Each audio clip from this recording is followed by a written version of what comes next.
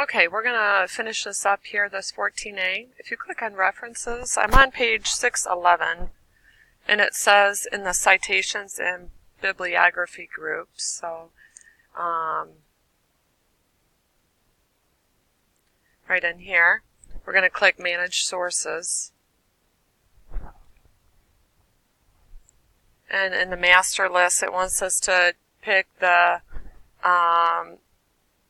Sopel, Eric J, and then between master list and the current list, click Edit. And then we're going to change this to Topol instead of Sopel. I'm going to put a T there and then click OK. It'll give you the dialog box that says the source exists in your master list and current document. Do you want to update both lists with these changes? And you're going to click Yes. And then we're going to click Close on that. Notice it changed it here. And then if we go to page 2,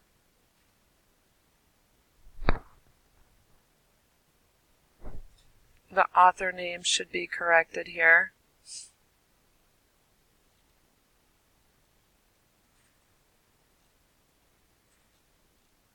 Right here, mine's actually on 3, yours is probably 2. So Topol, it automatically changed that.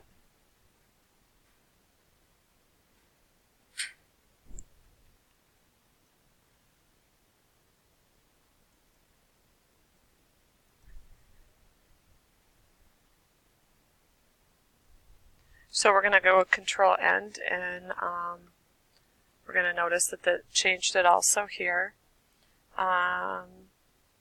Alright, we're going to go ahead and click Save on that.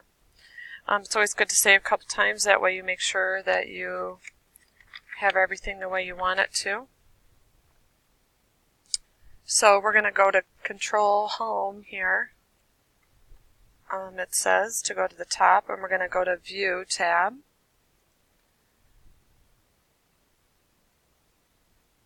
We're going to go to the navigation pane in the show area. And then on the right, the search document, we're going to use this little drop down box, and we're going to search for on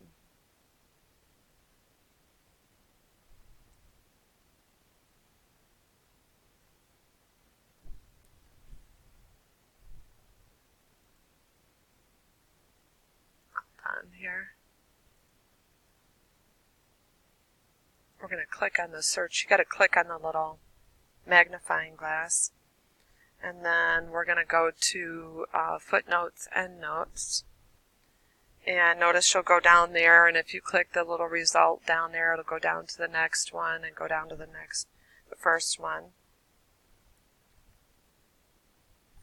So then we're going to go again to, we're going to click close that out, and we'll search for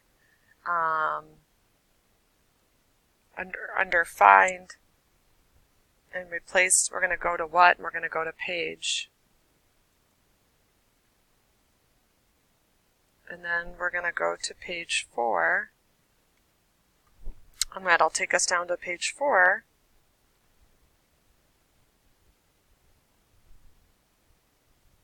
And we can just go close the navigation here, and then we can close here. One took us to page. So this actually, this navigation pane, you can search document for certain things. You can go find replace.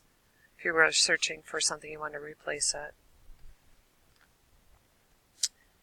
Okay, so we're going to go Control Home.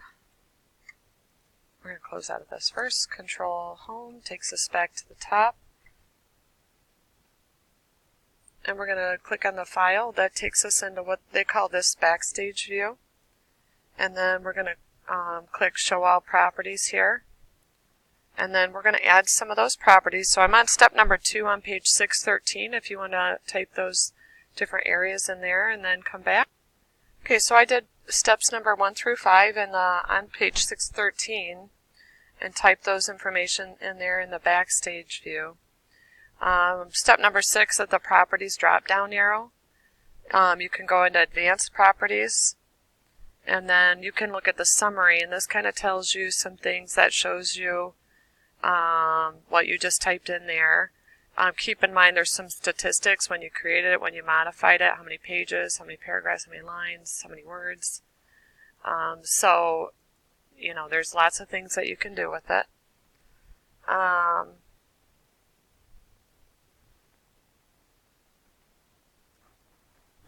Okay, so we're just going to click OK and get out of Backstage View and click Save.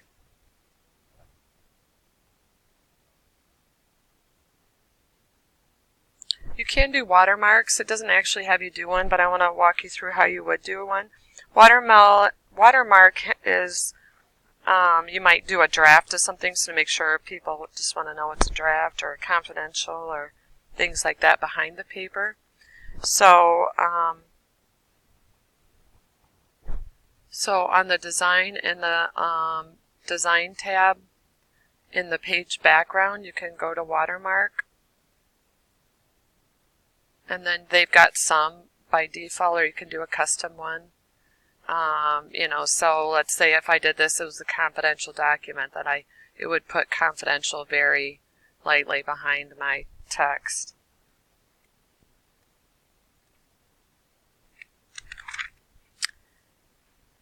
Alright, so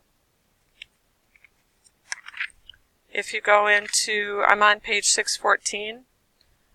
It talks about read mode. So when you're reading Word documents, if you want to maximize that, then you can put it in read mode.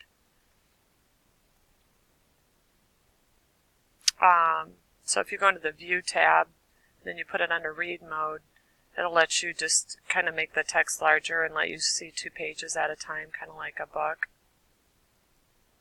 So that shows you that. And it puts it at like a 24 font. It doesn't change it, just lets you read it easily. So PDF Reflow provides the ability to import PDF files into Word so you can transform them back to PDF. So that's an option that you have there.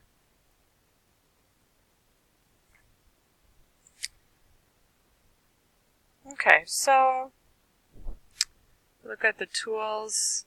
There's like some, we have some things that are not an option, but just look at, you know, you can change the read mode. You can, you know, change the column width, show comments, you know, edit the document. And then if we take it back to edit, it'll take us back into there.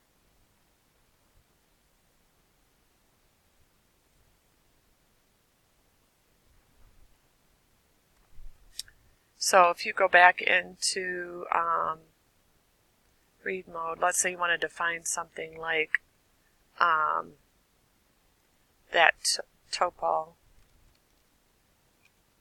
it'll highlight all the word instances of that. Okay, so alright, so again, it still has those highlighted because I just searched for them, but then you can close that search option and that'll uncheck.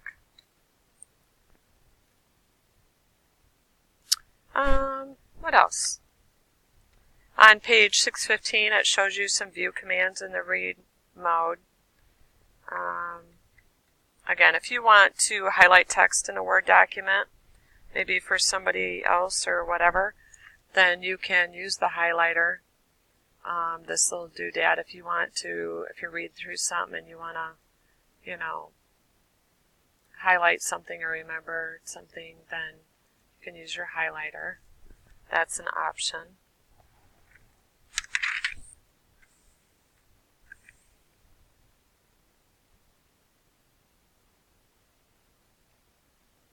Okay, I think that's everything for 14A. Again, I guess this is different than what it has you do in the book, but MLA format, as far as I understand, is in the date format is here. At least for BPA it is. You have your last name and page numbers up here. It's double space. So what that means is I've entered once. I have it on double space in my page layout, and then one enter between. You have indented paragraphs. You have footnotes at the end of each page of the document that it's on. Here's the footnote here, but it's on the footnote is at the bottom of the page.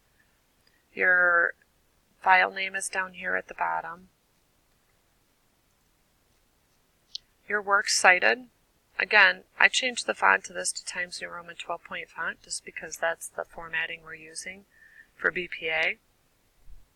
This is, it put the bibliography there for me to put my works cited in there. If they're two-lined, then it's like it's called a hanging indent, and so we changed that to be a hanging indent. And other than that, you're all done with 14A.